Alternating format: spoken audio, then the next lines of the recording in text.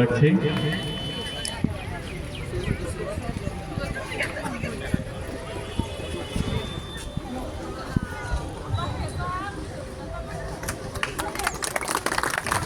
আমাদের মাননীয় 16 বিশালগড় বিধায়ক শ্রীযুক্ত সুন্দরদেব মহোদয়কে অসংখ্য ধন্যবাদ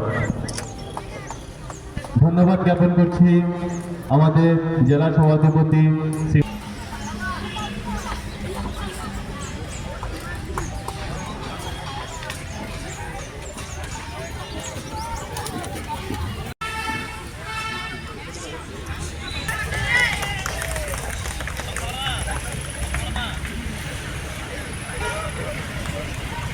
আজকে যে নেশায় আকৃষ্ট হয় তার সমাজে তার যেমন কোনো মূল্য থাকে না, তার পরিবারেরও মূল্য থাকে না, এবং আস্তে আস্তে পুরো সমাজটা অবক্ষয় হয়ে যায়।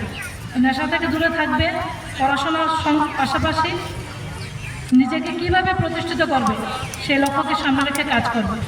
আমাদের সরকার তোমাদের জন্য বিভিন্ন পদক্ষেপ নিয়েছে, আমাদের শিক্ষা ব্যবস্থাকে সরলীকরণ করেছে যাতে সমস্ত অংশের মানুষ শিক্ষায় শিক্ষিত হতে পারে।